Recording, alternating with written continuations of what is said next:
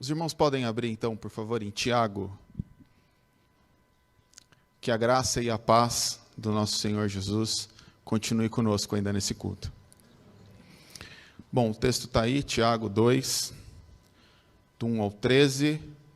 Deixem aberto, tá? A gente vai trabalhando ele durante todo o sermão. Mas se você quiser também, o texto vai estar projetado, tá bom? Eu queria perguntar para vocês, se vocês conseguem ver aí? Vocês sabem o nome desse bicho aí? É um mamute, mas o nome mesmo. Quem tem criança até uns 8 anos aí? Levanta a mão. A L.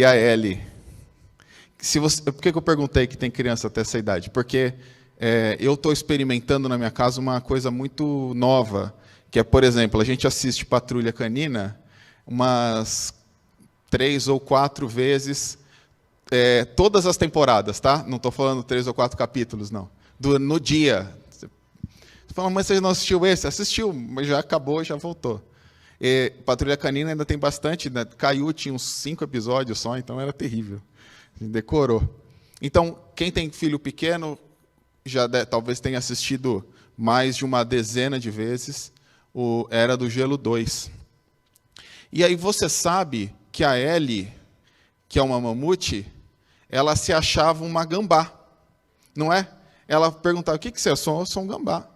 E nessa cena específica, que ela encontra o outro mamute lá, que eu não sei o nome, porque o Vitor ainda não chegou na Era do Gelo 2, ela está falando assim, esses são os meus irmãos. Dá para ver que tem 2 gambá no...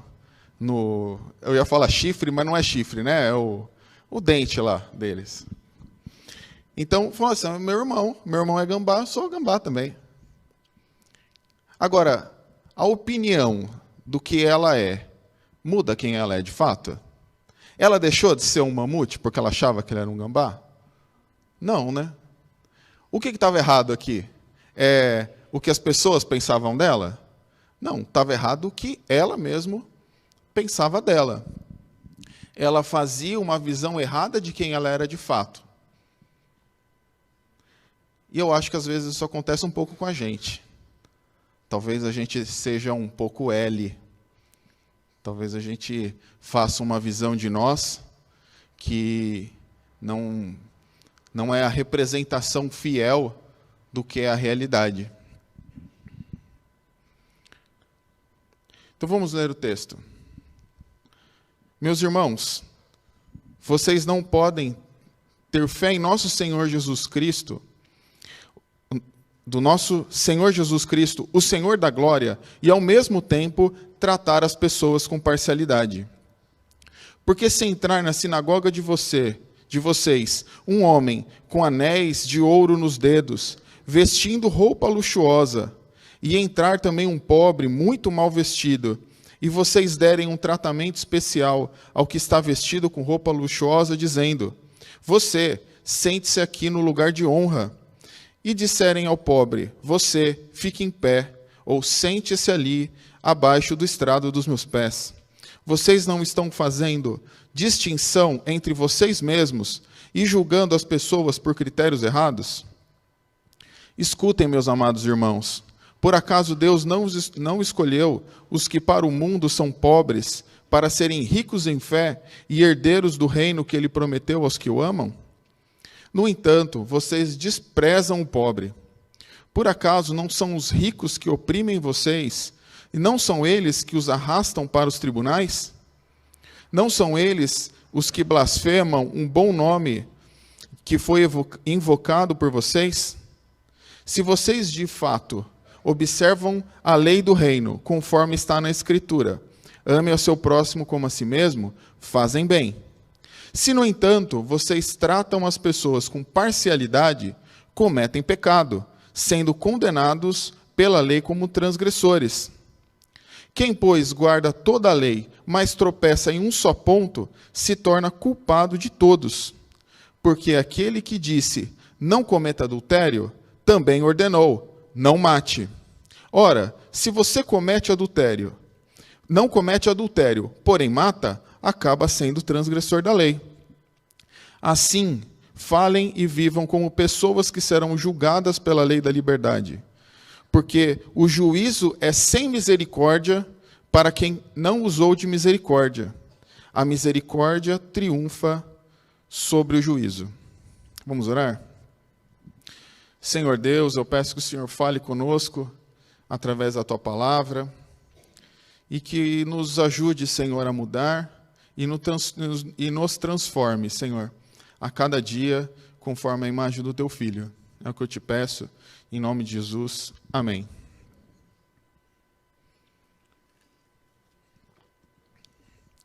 Se você conseguiu ler aí, você viu que o texto está dizendo que tratar as pessoas com parcialidade é incompatível com o cristianismo.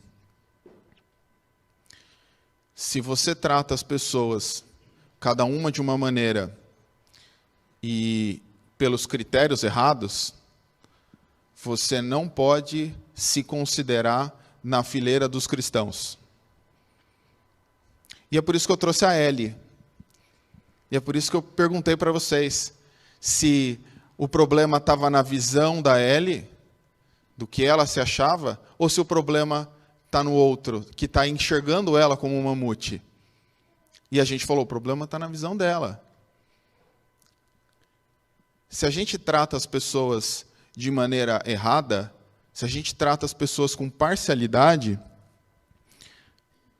a gente não pode se considerar cristão. Mesmo que você se considere. Mas aí é um problema de cada um. Não é da gente que está enxergando. O texto diz, e a gente vai ler de novo, tá? Cada passagem aí. Meus irmãos, vocês não podem ter fé em nosso Senhor Jesus Cristo, o Senhor da glória, e ao mesmo tempo tratar as pessoas com parcialidade. Não tem como. Não dá, é uma impossibilidade. Se você se considera um cristão, você não pode tratar as pessoas, julgar as pessoas pela aparência e tratar o rico melhor e o pobre pior, ou o contrário também. Tipo, não, eu sou cristão aqui, eu só cuido de pobre, eu não quero saber das pessoas mais ricas. Porque também tem isso daí.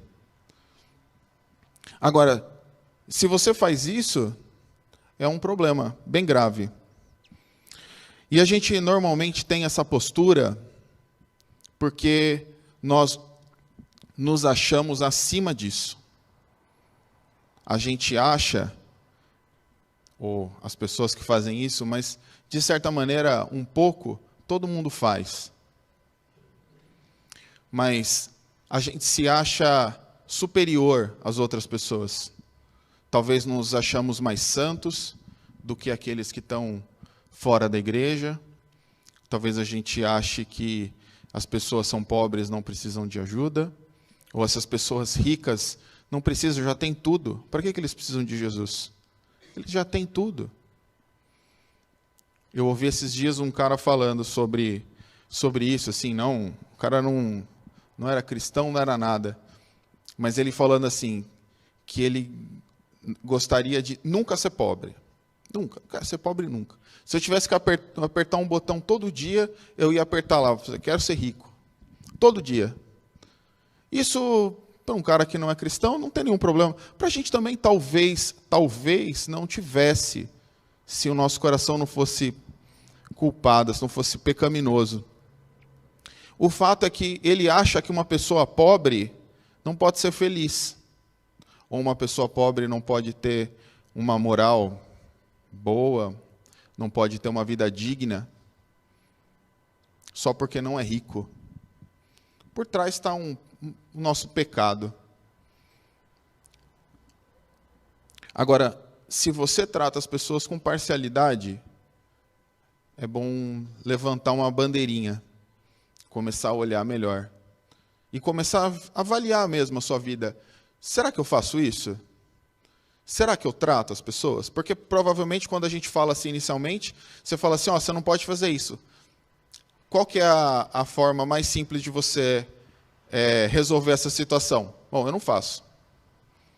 Eu não faço, inclusive conheço várias pessoas que fazem. que deviam estar aqui para ouvir o que eu estou falando. Porque tem gente na igreja ruim e que você precisa ver.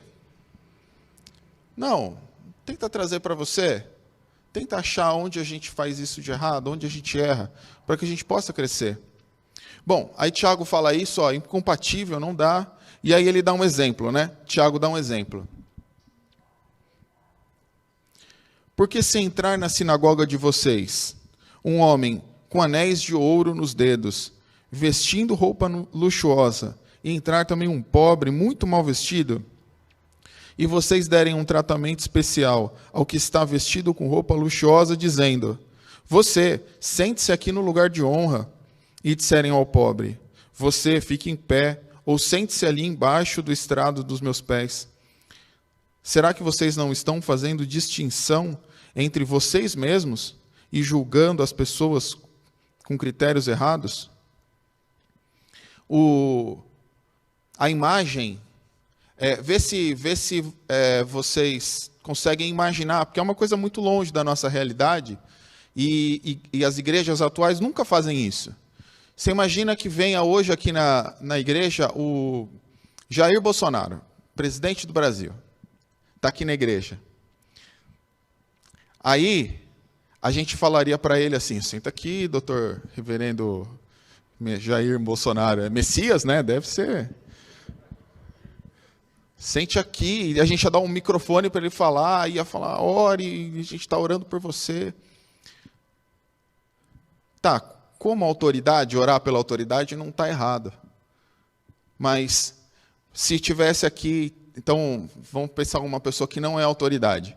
Vamos pensar no presidente do Bradesco, chegou aqui. Imagina o dízimo desse homem. Olha, era salvar a igreja, viu? Deus ia trazer.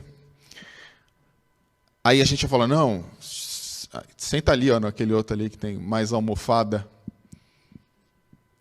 É que isso não acontece, não acontece aqui no Brasil. Vocês não conhecem a igreja que fazem esse tipo de coisa. Talvez vocês nunca fizeram isso. Só porque o cara é rico, vocês tratam melhor. E aí, quando é pobre, a gente pede para sentar lá no fundo e ainda põe o diácono para sentar do lado. Porque não é que ele está sendo acompanhado, é para ter certeza que ele não vai fazer besteira. Não é verdade? E aí a gente exclui a pessoa lá no canto, falando: não, irmão, você fica aí no seu cantinho. Se a gente faz isso, a gente não está julgando? A gente não está falando assim: ó, essa pessoa aqui merece mais respeito do que essa. E Tiago dá esse exemplo. Falou: vocês não estão fazendo julgamento entre vocês mesmos? E vocês não estão fazendo julgamento usando critérios errados? Isso já deu muito errado no passado de Israel, e tem exemplos, eu vou falar disso. E será que a gente não faz também? Será que, se chegar aqui o presidente do Bradesco, a gente não vai tratar ele melhor do que o caixa? Do que a faxineira? Não que são pessoas de importância menor. Para o cristianismo não são, mas perante a sociedade, no fundo, lá por trás, de novo, está essa questão de a gente se achar superior. Sabe a diferença que tem? Não importa quanto você ganha, não importa o que você faça. Não importa. Sabe qual a diferença que tem entre você e uma pessoa morando embaixo da ponte? Mendigo? Sabe qual a diferença? Coisas que aconteceram na vida de você e na vida dele. Talvez você tenha nascido numa família que te deu educação e ele não. Agora você não tem nenhum mérito por ter nascido numa família melhor.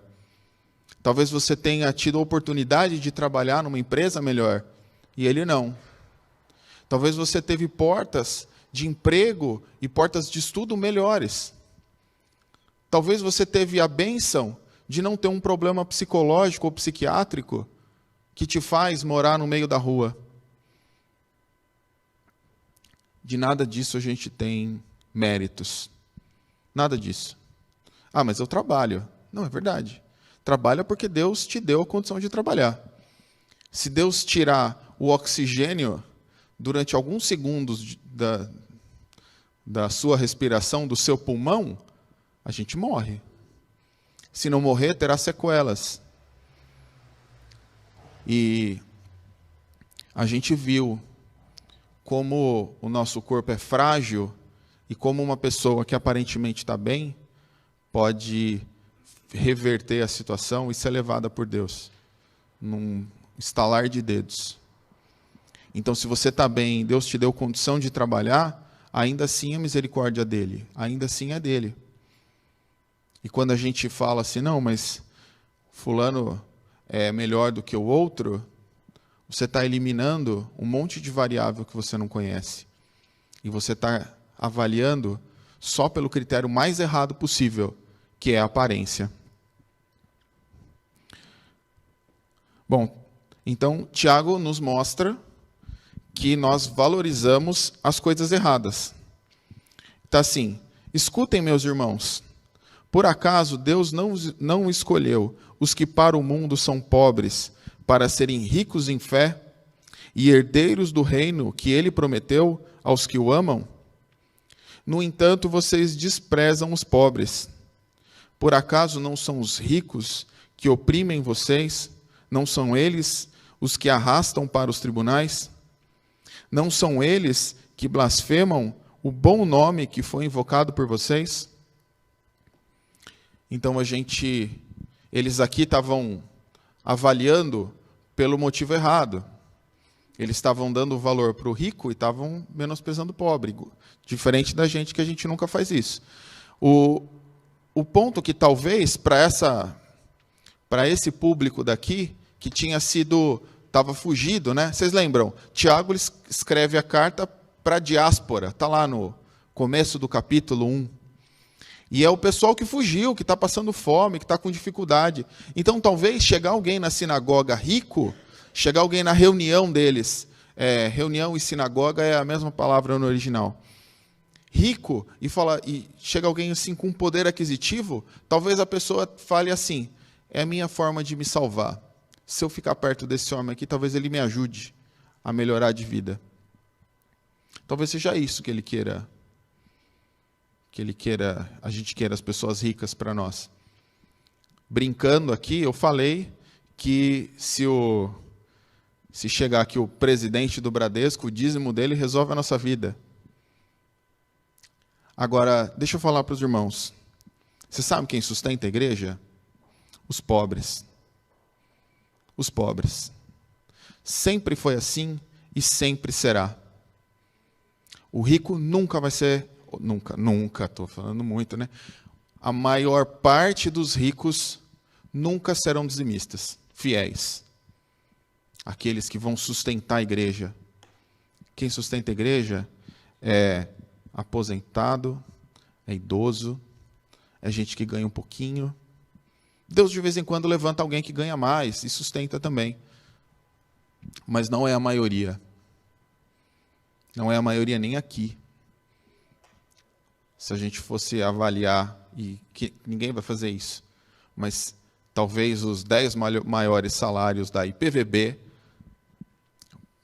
talvez uma parte desse não é dizimista fiel. Então a gente está colocando o nosso coração no lugar errado. Esse cara que trata melhor o rico está colocando a esperança dele no dinheiro do outro, no poder do outro e não em Deus. A nossa esperança tem que ser Deus. A nossa esperança é o Senhor. É Ele que nos sustenta, é Ele que nos guarda. Então, quando a gente olha e trata melhor as pessoas pela aparência, a gente está julgando errado.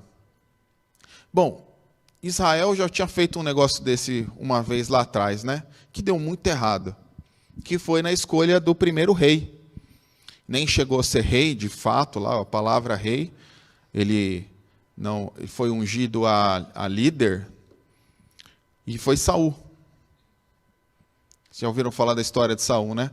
Como que escolheram Saul? Colocaram a galera no vale, assim, ó, um lugar plano. Saul era mais alto do ombro para cima. Saul era uns 30 centímetros mais alto que todo mundo, assim, ó. Você olhava, estava lá Saul, lá para cima. Mais forte, mais bonito. Mais rico, eu já não sei, mas era bonito. O homem era... Porque tinha essa questão de... Por que a gente quer um rei alto, forte e com boa aparência? Por quê? Porque se tiver uma guerra, é esse homem que vai lutar na frente lá. Não é igual hoje, tá? Que assim o presidente fica só, manda um telefonema lá e manda os soldados se matar lá. Não é. O rei ia lá na frente, lutar. O rei estava na frente. Então, quanto mais forte o nosso rei for, mais chance de vitória a gente vai ter. Faz sentido, né? E aí Israel escolhe o mais forte. E deu certo? Quem conhece a história de Saul aqui sabe que deu muito errado. Saul foi um péssimo rei. E aí depois Deus troca. Deus fala assim, não vai mais ser Saul, vou levar um outro rei. Vai ser outro. Vou trocar a família de Saul. E aí ele manda Samuel ir na casa de Jessé. Jessé tinha um monte de filho lá, um monte. E aí Samuel, que era o profeta, na hora de ungir, falou assim, Jessé, é o seguinte, o rei vai vir da tua casa, tá? Chama todos os teus filhos e a gente vai escolher daqui um rei. E aí ele ficou feliz, que legal, vai ser o rei, vai ser da minha casa. Chamou todos os filhos e aí o primeiro que apareceu, como que era? Tipo Saul, bonito, forte, alto. Falou, é esse aqui mesmo, certamente é esse, Samuel falou. E Deus falou, para, de novo, vocês estão avaliando pelo critério errado. Vocês estão olhando a parte externa. Não é isso que eu olho, não é esse. Aí passou outro, passou todos. Todos. E aí Samuel falou, tá, não é nenhum, e agora, Deus? Falou, não, pode ir aqui aí mesmo. E aí chega para Samuel, fala para Jessé, Jessé, acabou seus filhos? Ele fala, não, é mesmo. Tem um aí ainda. Esqueci. Vocês acreditam se esquecer um filho? Não é bem que esqueceu. Ele nem acreditava que aquele tinha condição técnica. Ele era pastor de gado pequeno. Esse trabalho era feito pelo menor. E menor, entenda pior, tá? Pior. Quando fala assim, eu era o menor da minha casa, é que você era o pior da sua casa, não era necessariamente a altura. Então Jessé não acreditava em Davi. E aí quando chamam ele lá, falam, ninguém vai comer enquanto não aparecer um menino aqui, tá? Todo mundo com fome, esperando. E aí vem o menino. O que fazem? Levam para o rei? Levam para o sacerdote direto, para o profeta? Não. Primeiro tem que dar banho, porque o bicho estava imundo. Estava lá cuidando dos bichos no mato lá, devia estar... O cheiro devia ser... Nem vou pensar nisso. Mas estava sujo, teve que dar banho primeiro, limpar. Depois que foi falar com Samuel. E aí era aquele mesmo. Era o que ninguém acreditava. Em Isaías 53, fala assim, não tinha boa aparência, nem formosura. Olhamos para ele, mas não havia nenhuma beleza que nos agradasse. Era desprezado e o mais rejeitado entre os homens. Homem de dores, e sabe o que é padecer. E como de quem nós, homens, escondem o rosto, era desprezado e dele não fizemos caso. Esse é o texto clássico, cristológico, que Isaías aponta para Cristo. E Cristo não tinha nenhuma aparência de ser o rei de Israel, todo-poderoso, o Deus que nasceu na terra. Ele não tinha nada disso.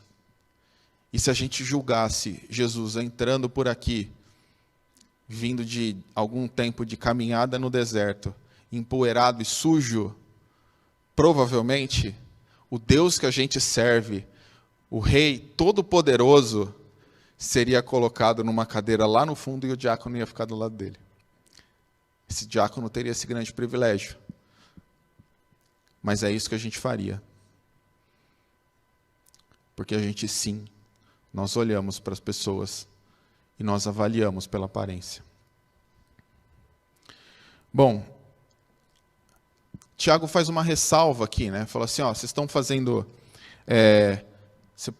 chega alguém importante aí, vocês tratam bem, mas tem uma forma que que eu vou deixar passar. É que se de fato vocês observam a lei do reino conforme está escrito na Escritura. Ame ao seu próximo como a si mesmo. Aí vocês estão fazendo bem.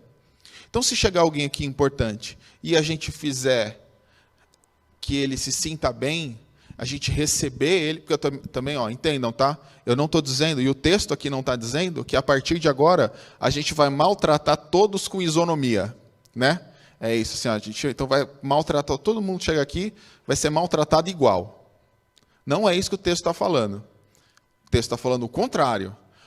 Vocês fazem bem se vocês tratarem bem todas as pessoas que vierem aqui. Aí vocês estão certos. Mas o grande problema é que quando vem o pobre, aí a gente talvez trate mal. Mas essa ressalva, não é para a gente tratar mal todo mundo, é para a gente tratar bem todo mundo. Não é porque o cara é rico que a gente agora vai tratar ele mal. Não, tem que tratar bem mesmo. Só que o pobre tem que tratar bem igual. É a isonomia, mas com a régua lá em cima. E aí Tiago faz a outra coisa. Ele quer mostrar para a gente quanto isso é sério. Quanto isso é sério. Ele está falando que ser parcial é tão pecado quanto adulterar e matar. Porque talvez você tenha pensado assim, tá, tudo bem, eu não gosto de gente pobre, não gosto de gente suja, não gosto de gente feia, só quero conviver com as pessoas bonitinhas que são os meus amigos. Se chegar alguém aqui, eu não... Mas isso não deve ser tão pecado. Não deve ser. Você está exagerando.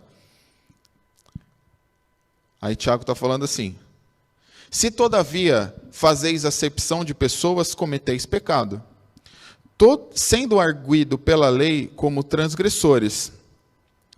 Pois qualquer que guarda toda a lei, mas tropeça em um só ponto, se torna culpado de todos. Portanto, aquele que diz, não adulterarás, também ordenou, não matarás. Ora, se não adulteras, porém matas, vens a ser transgressor da lei. Ele está colocando todo mundo na mesma panela. Está pegando um saco e está colocando todo mundo. Sim, porque a gente fala que não, a gente diz que não tem, mas existem pecados que a gente pega mais pesado. Então você pega o adúltero e você coloca num saco. Aí alguém assassinou, matou uma pessoa. Aí você pega e põe num saco parecido. Aí você pega o cara que trata as pessoas com parcialidade. Fala, esse não, esse vai para cá. O que ele está falando é que se a gente trata as pessoas com parcialidade, você cometeu pecado tanto quanto o adúltero, tanto quanto o assassino.